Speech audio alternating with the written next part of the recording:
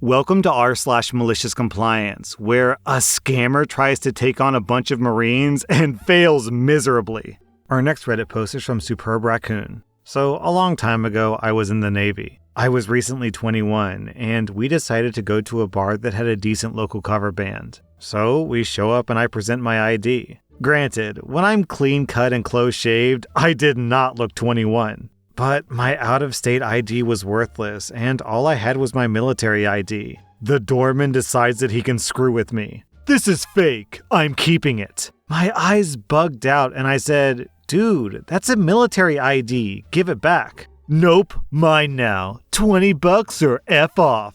I said, I can't get back on base without it. Then you better cough up $20 or F off.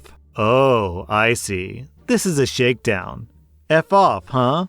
Okay, cue malicious compliance. My buddy who drove and used state ID drove us back. We go into the office of the officer of the day and report my stolen ID. The officer of the day is a crusty old bastard, but fair. He's actually a Mustang, so he takes orders from the president and God, and we're not even sure about the president. He's the type of guy who might even tell the president to F off if it's a stupid idea. Officer Mustang listens, and my buddy backs up my story. Officer Mustang's eyes narrow in an evil, evil way. He said, Chief, can you come up here? I got a present for you. I started to shake a little, thinking that I'm headed for a few days in the brig for losing my ID. Man, what are my chances of a bump to E4? Officer Mustang says, OP here says the doorman at Joe's took his ID and wants $20 for it. Grab a driver and one of those jarheads at the gate and go down there and sort it out. The chief looks at me like fresh meat and says,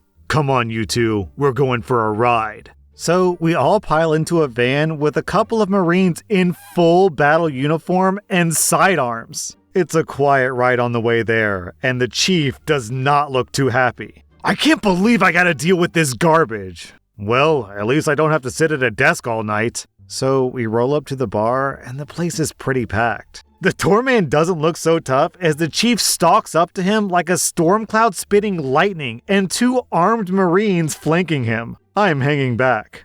OP! This the guy with your ID? Yes, chief. The chief gets up toe-to-toe with this guy. The chief is short and wide, but is built like a brick wall. The gym muscle doorman takes a step back, but the dude has nowhere to go in this little entranceway. Give me his ID now, or I'll start looking for it myself. The ID is produced and handed to me. The doorman is ignored. The chief pulls the door open and looks at the room, then motions for the Marines to make a hole to the bar, make it wide. They do so, calmly shouting to move people out of the way as the music and talk dies down. The chief grabs a chair, stands on it, then uses his parade ground voice. All active duty military! This site is now on the prohibited list! Pay your tab and get out! He gets down and walks out with Marines tailing him, and half the bar follows them out. Very few people in there are active duty this far from the base, but many are reserve or retired. They don't like this garbage either. The bar went on the military base's blacklist, and it was still on the list when I transferred out 6 months or so later. So yeah, I effed off alright, hard and fast. Oh man, what a moron. In addition to losing half of his clientele, who wants to go to a bar who doesn't support the military? Especially in America, where if you don't support our troops, you're literally pond scum. Our next Reddit post is from Jadarian. So, I got turned down for a promotion recently. I was told that I get distracted too easily and I don't focus on my job. I got told that I need to stop trying to run in to be a hero if I ever want to be considered for a promotion. I was told that I need to work as directed. So, for context, I've been doing my boss's work for him. When things at work get backed up, I'll jump in to get things back in order quickly. My job has fairly specific duties where we aren't supposed to change positions and we're to work as directed. Since being hired, I've helped my coworkers repeatedly. My direct supervisor and manager loves it when I go to help them out. Well, that all stopped now. I even had the big boss tell me to help out a section that's outside of my job description. My new catchphrase is, not my job. I had my bosses tell me to do as I'm instructed. Whenever this happens, I just go to the union. This has been my new trend for the past couple of months. And today, it all hit ahead. They only have one person working in receiving when normally it's a 4-man crew. I work on outbound. They cannot force me to work on receiving based on my contract. Now, the bosses are all working in receiving and a grievance is being filed. The bosses have stopped working and receiving is completely backed up. I just had my manager come and beg me to help him. I told him, not my job. I need to remain focused on my job and not try to be a hero. Work has ground to a halt, and our union steward is now demanding triple pay rate for anyone moved to receiving. Let's see how this goes. Down in the comments, Polly Marcho says exactly what I was thinking. The truth is, your bosses refused your promotion because they need you to continue to be the hero and cover everyone else's job. Exactly, man. Why would they promote you when what you're doing right now is doing everyone else's job for free? Our next Reddit post is from MechPaul.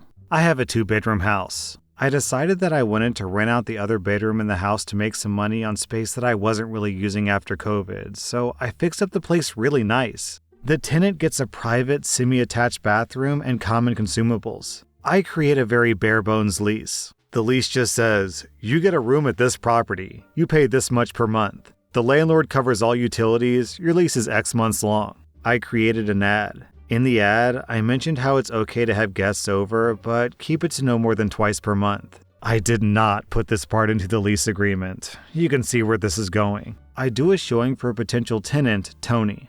I tell him the guest policy, and he seems just fine with it. I do the rest of the showing, and everything seems grand. He signs the lease agreement and moves in. The first month goes great. Anyone can fool someone for a month. But eventually, you return to bad habits. Tony's bad habit was women. He would have women over 4 to 5 nights per week. I did not appreciate this. I pulled Tony aside to tell him, hey, you're having a lot of girls over. You need to reduce how many girls you have over. Or if you're willing to pay a bit extra for having all these girls over, I won't say a thing. And initially, he agrees with it. The next day, Tony calls me down and asks to speak with me at the dining room table. It's Tony and his girl of the hour, Gina. Tony begins arguing, how can you ask for more money when that's not in the lease agreement? You can't ask for that. I told him the guest policy was in the ad and that we spoke about it when he came here. He said, yeah, but you can't ask for that. It's not in the lease agreement, so you can't do that. The guest policy isn't in the lease agreement either, so I pay rent.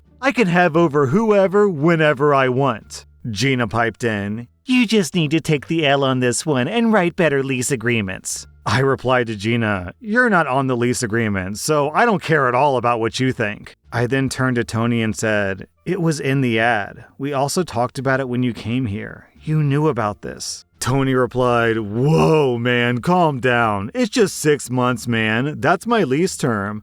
I'll be out of your hair in 6 months. I replied, why can't you stay at her place? Gina said, that's none of your business. I said, shut up, Gina. I don't care what you think. You want a problem, Tony? You got one. This is not cool and you know it. Why does she have to be here 5 nights a week? She practically lives here. I signed a lease with you, Tony, not with her, so why is she here? He shrugged. Can't help it. Not in the lease agreement, man. That's what lease agreements are for. I was infuriated. We talked about this. Tony's choosing to follow the lease agreement. Okay, fine. What's the guy to do? I want him gone. I don't want Tony and Gina teaming up against me in my own house. They walked upstairs and turned on loud music in their room. Later in the evening, Gina was downstairs cooking something on the stove by herself using my pots and pans. She's cooking for herself in my house. She's not even a tenant, but she sure is acting like one. Gina tried striking up a friendly conversation with me, but I just gave her absolute silence for about 10 minutes while I cooked. I took my food upstairs. This is war. I was gonna follow the lease agreement to the letter.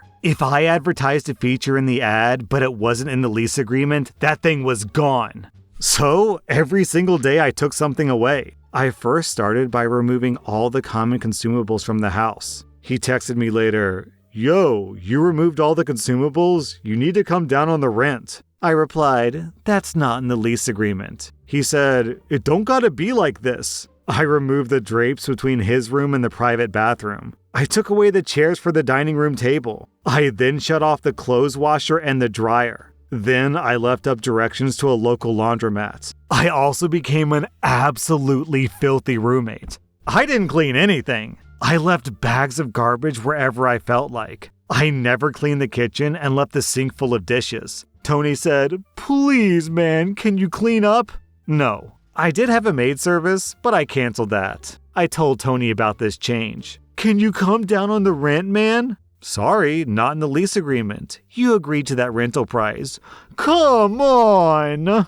I turned off the breaker to the stove and left out an electric plate for him to use. I turned off the microwave. That wasn't in the lease either. I actually started feeling bad for him. Gina started coming around less and less as I made the living situation worse and worse. Finally, Tony texted me, "Do you want me to move out?" I replied, "Yes. When are you leaving my house?" He said, "End of the month. You'll let me break the lease?" I replied, "Of course." Tony left at the end of the month and I had my house back. I made sure to make my next lease agreement way more specific about everything. The funny thing about this story is that this is a really rare case where both sides are being maliciously compliant. It's just OP is being way more maliciously compliant. At the end of the day, both people just followed the contract they signed.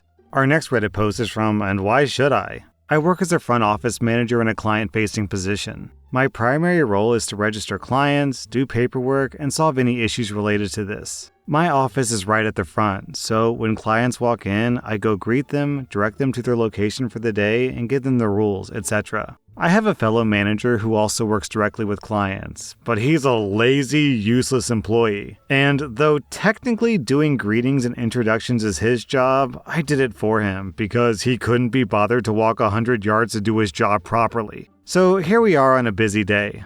I'm running between welcoming clients, registering them, and sending them off, multiple different parties at a time. I get these people in and out as fast as possible, while also doing someone else's job for them. The other manager is nowhere to be seen until the very end of the day when he marches into my office. "What the F are you doing? Why are you greeting clients?" He screams at me for a solid 10 minutes. He even goes so far as to imply that because I'm a woman, my only role should be doing the paperwork while he does the real man's work. I am so unbelievably pissed at this. I basically ran our entire operation the entire day while he just messed around somewhere, God only knows where. And now he has the nerve to scream at me? He finishes with, "Don't ever do that again." First off, this guy doesn't have any authority over me. We're of equal rank but with different roles. I said, "Okay, I won't." I then march out because things would have gone very poorly if I stayed.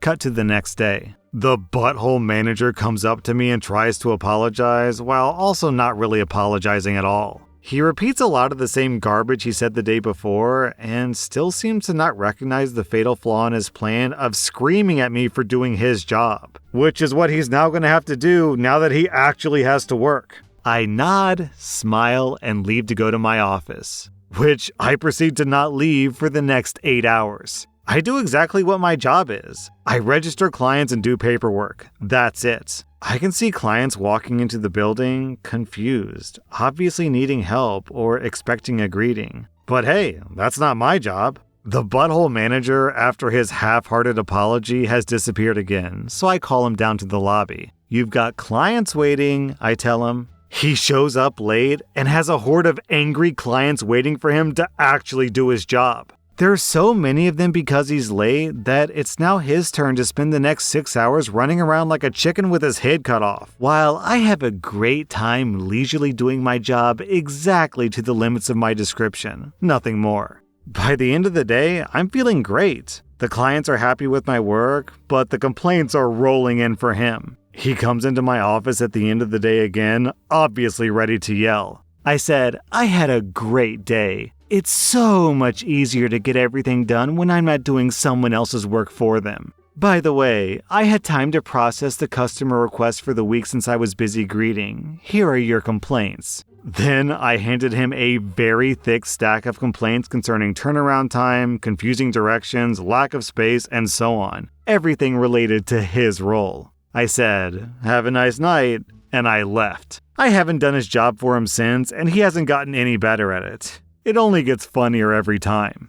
That was r/Maliciouscompliance, and if you like this content, check out my podcast where I publish the exact same episodes. Also, hit that subscribe button because I put out new Reddit videos every single day.